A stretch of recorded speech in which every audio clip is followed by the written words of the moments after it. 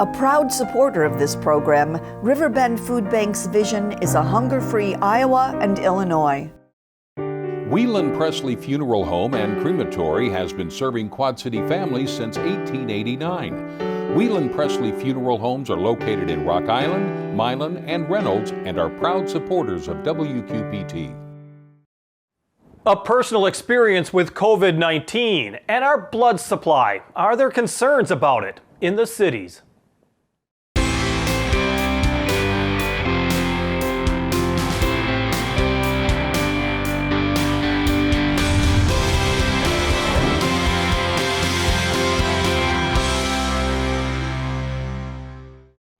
It's said every single one of us will probably know someone, if not actually be in contact with someone, who's infected with COVID-19.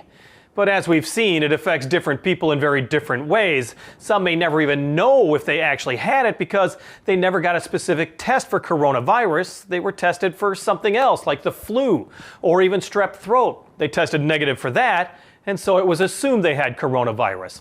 Well, that was the case with our first guest, a young Quad City woman who felt fine one day and was very sick the next.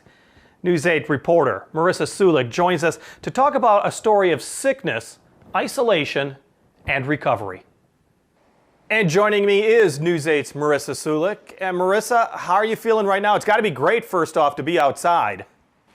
Oh yeah, absolutely. I mean, I was out here, like I said, again yesterday out on Duck Creek doing a story about golf, and it was just awesome being out and about. I did take walks while I was in quarantine. I was still out and about, but actually just doing something and having a purpose and doing a job, it's good to be back.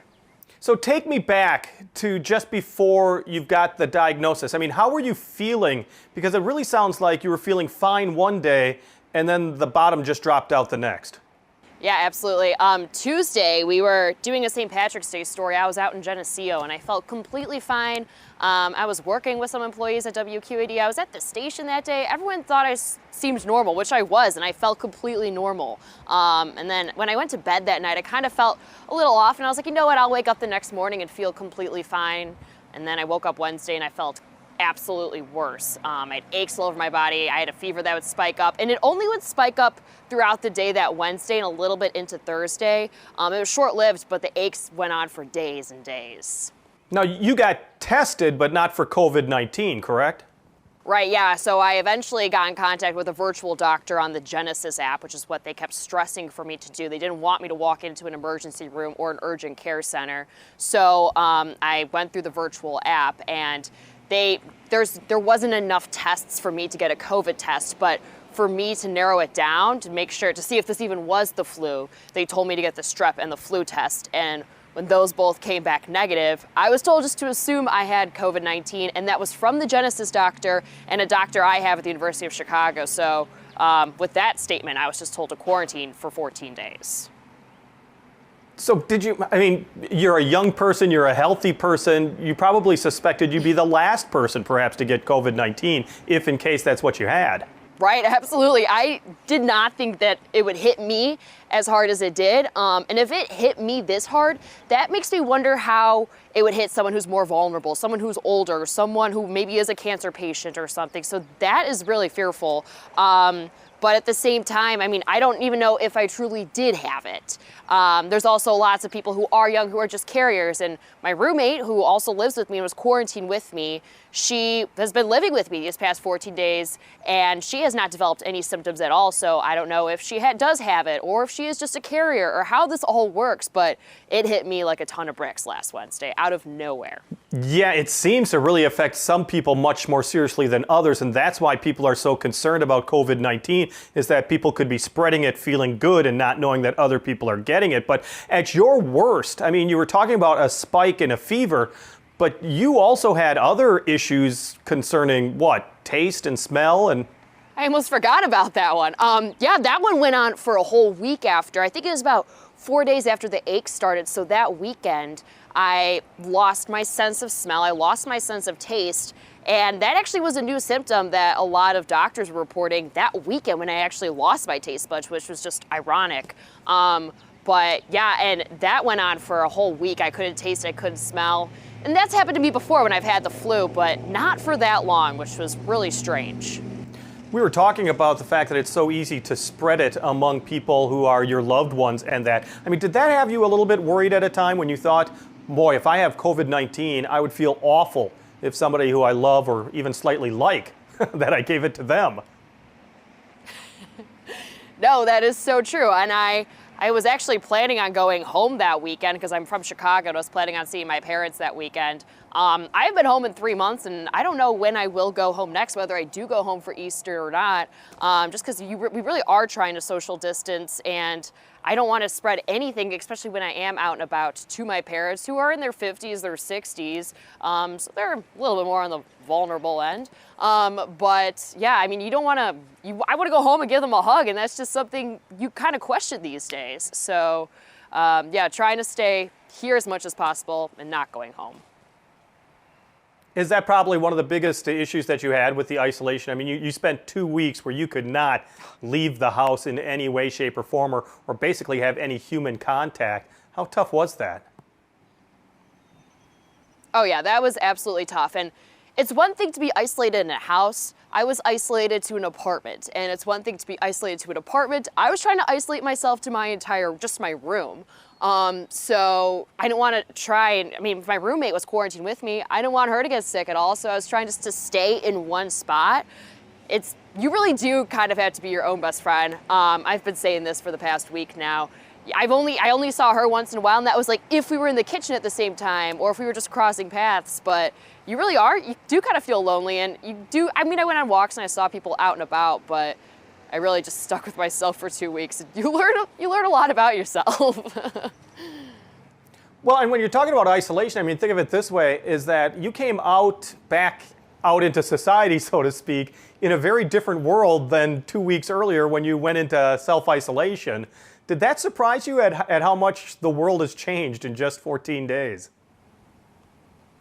Yeah, that is so surprising. And yesterday, even when I was out on the golf course talking to the golfers, I mean, especially now that I may have had it and I fought it and I feel good, I'm like ready to go out and just put a mic in someone's face, and I have to understand that people are taking strict precautions, and I cannot just do that anymore. I have to really think about what I'm doing. So yeah, I mean, it is very different in a way. Not many people are out anymore, but the golf course was pretty busy yesterday. So yeah, I really have to think twice about what I do when it comes to my job. Have your doctors told you anything about, okay, you've already had it, you're not going to get it again, or you've already had it, you may spread it easier? I mean, is there anything, a lot of people think that once you have it, man, the light switch comes on, you're fine after that. And that's what I want to think. I want to think I had it and I'm done. But you're right, that is still something that I could relapse. I could get it again. We don't know enough about this virus yet to know that I can't get this again, 1 or 2. Do I still have remnants that I could still spread? So yeah, and I have kind of talked to my doctor a bit. She doesn't even know yet. So that's just something we kind of have to be cautious of, even if you do think you've had it. So where do you go from here? I ask you that only because you must be a little paranoid at this point. Yeah, I am a little paranoid. I'm just trying to live my life as normal as right now, as normal as we can, I guess. But I'm just assuming that it's done, it's in the past, and we're able to move on, and hopefully the rest of the world will move on too as this virus works its way throughout the month of April, and hopefully not too far into May or June. We have to see where this all goes. And what do you tell somebody who might be facing this, who might just have found out that they might have COVID-19, who are perhaps just entering a self-isolation of 2 weeks? I mean, you went through it. You said it, the isolation does get to you. You can imagine that some people might be able to handle it far better than others. What are you telling people? Yeah, actually, that's a great question. I was listening to a podcast actually right when I started my isolation period, and I was listening to a podcast by someone who used to be a monk. And now he has this podcast. His name is Jay Shetty. And he kept telling people, this isn't so much isolation. This is solitude. Like, take the time for yourself now while you can. If you are actually isolated, like, you have time just to find a new hobby, do something. And that's kind of what I did. I actually started some vlogs through News 8. And I put them on my Facebook page. And it's just been something that really did blow up. I had a lot of friends from home that started watching them with their families. I've had a lot of shares on Facebook, a lot of viewers, a lot of people in our area were reaching out to me and wished me the best and said they enjoyed the vlogs. And it's just something that I was like, oh, you know what? I could totally do this and I could carry this out and make it something that I do throughout my WQAD career, throughout my reporting career. So yeah, it's kind of a newfound little hobby that I found while I was in isolation and learning about myself. Crazy stuff. And let's be honest. I mean, a lot of us have been out of work or at least not going to work or staying put as much as possible, and you're getting a lot done. Can I assume that your house has never been cleaner? It is super clean, that is for sure. And yeah, like I am back at work, but I go back home after. So I'm like, am I back in isolation sometimes? I have to do like a reality check. But yeah, it is super clean and spotless, and we're still trying to keep it that way. And one last question would be, what do you want people to know? I mean, you were able to get the diagnosis, get the medical attention that you needed at the time. You were able to take care of yourself. You knew you were in contact, albeit distantly, with friends and relatives. You got to feel like perhaps you're stronger coming out of it than when you went into it? Oh, absolutely, yeah. And I'd say you'd rather be safe than sorry. I mean, get those tests, and I know when it comes back negative, that doesn't even mean that you have COVID. It's just a possibility. I mean, you could have something completely different, but it's better to take the precautions now, especially during this time, and just know that you aren't infecting anyone else. Try and stay in your home, possibly to a room, and just play it out from there. It'll all be done eventually, but you just got to get those 2 weeks through. News 8's Marissa Sulik, thank you so much for joining us, and we're so happy that you're feeling a whole lot better these days. Thanks, Jim. The Mississippi Valley Regional Blood Center says its supply is being impacted because so many blood drives that were usually held right now during the spring have been canceled. We'll have more on that in just a moment. But first, there is still time for you to stand up and be counted. The 2020 census continues. What is the 2020 census? Every 10 years, the census records everyone living in this country. It's written in the Constitution and comes in a questionnaire that counts everyone who lives at your address on April 1st. The data can be used to inform funding for services like fire stations, schools, clinics, and representation that affect your community. Shape your future. Start here. Visit 2020census.gov. Why should I care about the 2020 census? Every 10 years, the census counts everyone living in the U.S. Count everyone living with you. Even kids! Our numbers help shape funding and services. For all these things. That's a lot of stuff. Your responses are safe and secure. No matter who you are or where you're from. We have reasons to care. Shape your future. Start here at 2020census.gov. Many of you are staying home, avoiding crowds, staying safe. That means concerts, of course, are canceled and local musicians are just simply being kept off the stage. Well, we'll continue to feature some of those local artists right here on The Cities to give you some local flavor of the music that we get to hear all the time. Musicians like Beth Ann Heitgerken, who joined us at the Black Box Theater in Moline for one of her originals called Use Me Up Again. You were lonely. I was sweet, holding hands and touching feet. I'm afraid to admit wrong. I'll shut my mouth and carry on. Write a song for you. I'll paint a picture with a sky dark blue. Sheltered lies and crooked truths, satin sighs and tears of you.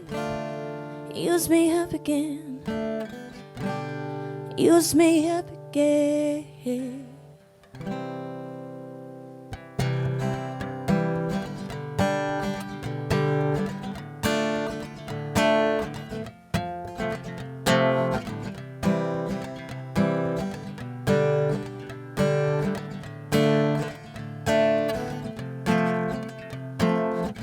There are days when I can't find an end in sight to ease my mind. Then I take a breath, let it out till nothing's left. I wish so many things, but wishes rarely often bring what I need. Soothe my soul, I can't get back the things I stole. Wait for your return, let the past offenses burn. Sorry for your heart, broken, tried to sew the parts. Love the way you say my name, right to you, although in vain. People, that is plain as day. My poems, they have the strength to say the card in rhymes and use me up one more time.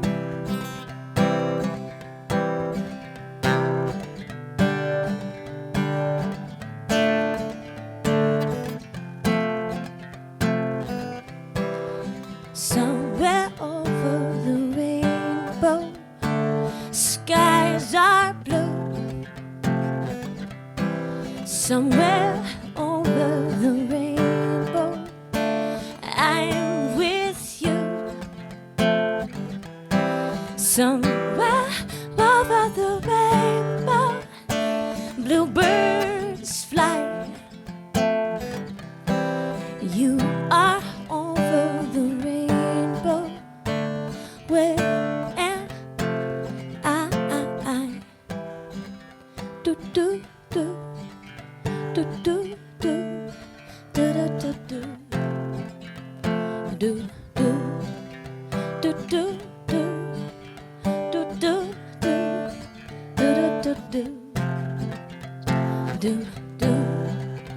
do do do do do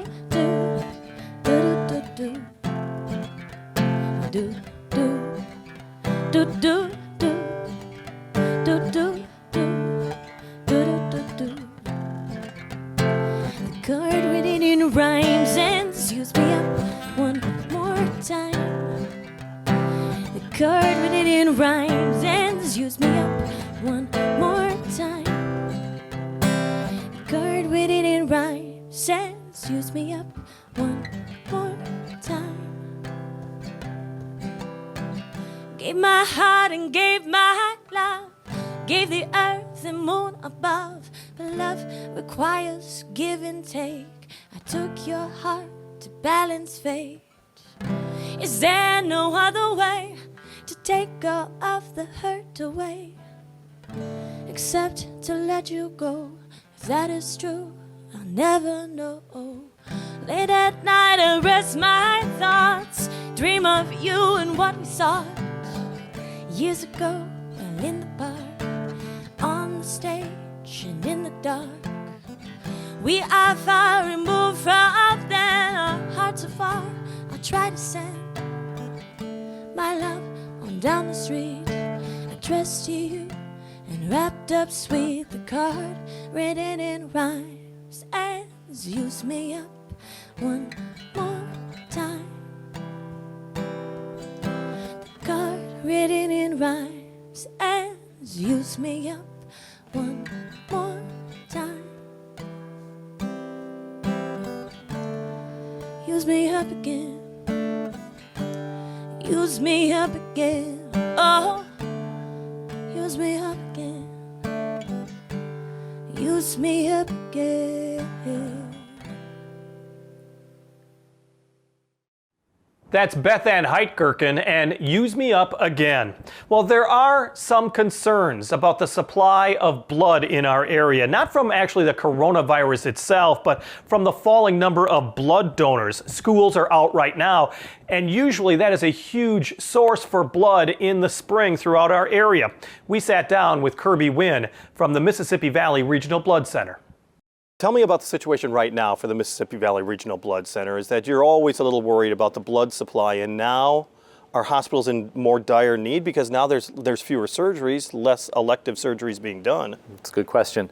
We are balancing the blood supply against patient need, which is a very good position for us to be in. As the COVID-19 pandemic began to impact us locally, the first thing we saw was a very high rate of blood drive cancellations, more than we would ever have seen previously, even when we've had snowstorms and inability to travel. schools began calling off. So we immediately went into a message of we need donors to replace donations that won't come in through the mobile blood drives. And donors were very generous in stepping forward. They kept our donation centers and our other mobile blood drives very busy. And so the good news is the blood supply is meeting patient needs right now. We're concerned about the turns this could take moving forward because we still have all of the blood drive cancellations that are impacting us. And we don't know just what will happen with the eligible donor base. Can they maintain the current rate of activity?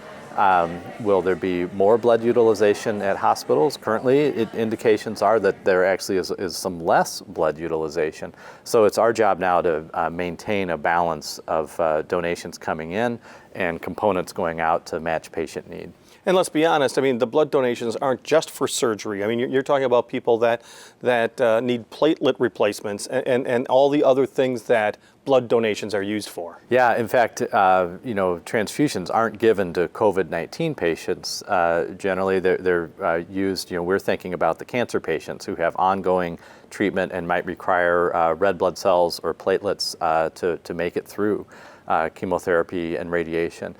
There's still trauma, accidents out on the roads, other incidents involving blood loss. Another example that is just going to come when it comes is complications in connection with childbirth. And none of those are, really going up or down.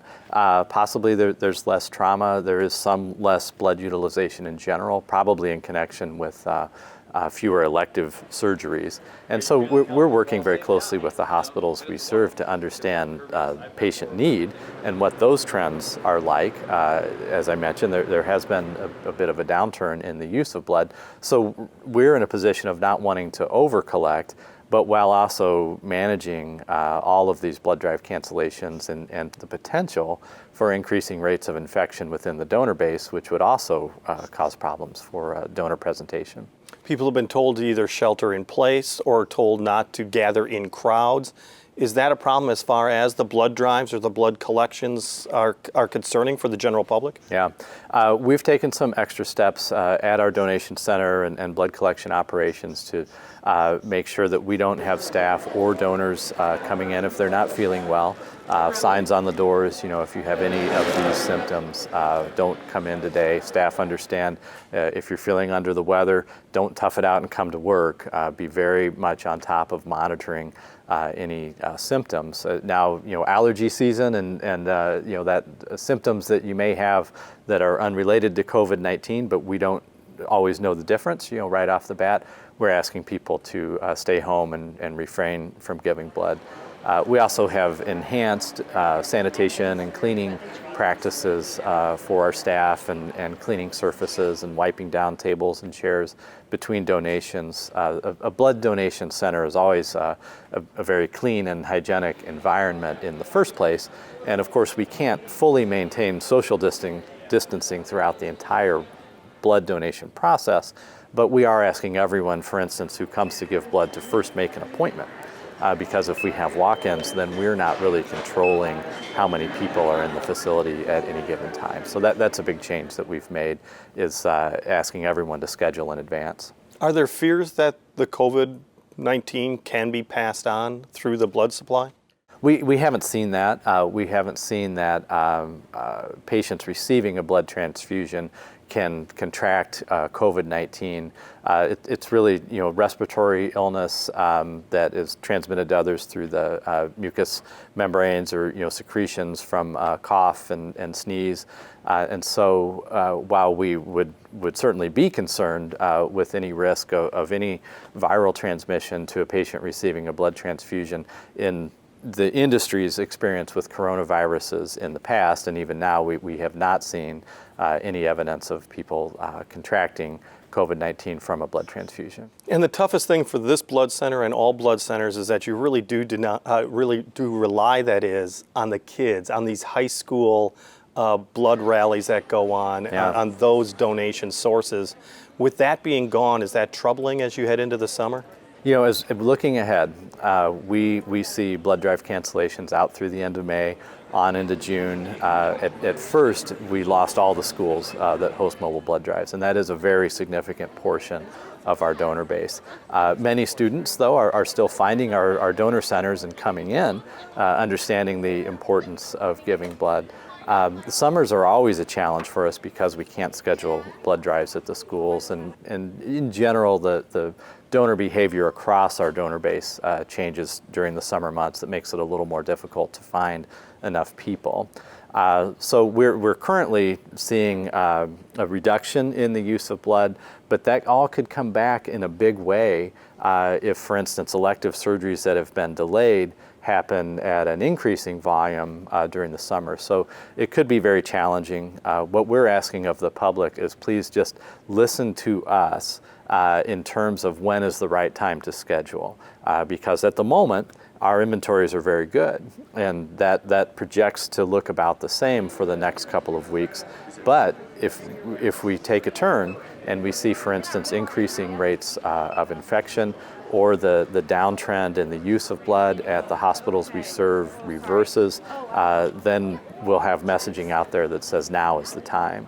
And so we really like this new environment of asking everyone to schedule appointments, because it does help us control the ebb and flow and to match the amount of donations coming in with the components that are needed at hospitals we serve.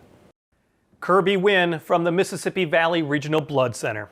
Thank you for joining us for The Cities, and we want to remind you that we have a lot of great online possibilities, programs for you and your family. Go to our website at wqpt.org to learn more about the PBS Kids program. It includes several interactive apps and games that make learning fun. Plus, check out PBS for Parents with online resources, including a section that helps moms and dads talk to their kids about the coronavirus. It's all free and family friendly. Check it out right now at wqpt.org. On the air, on the radio, on the web, and on your mobile device. Thanks for taking some time to join us as we talk about the issues on The Cities.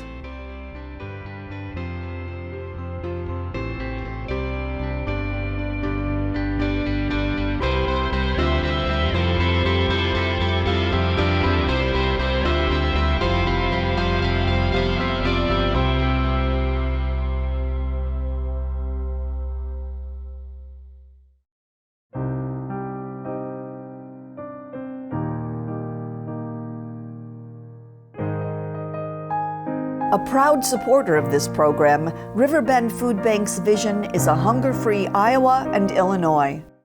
Whelan Presley Funeral Home and Crematory has been serving Quad City families since 1889. Whelan Presley Funeral Homes are located in Rock Island, Milan, and Reynolds, and are proud supporters of WQPT.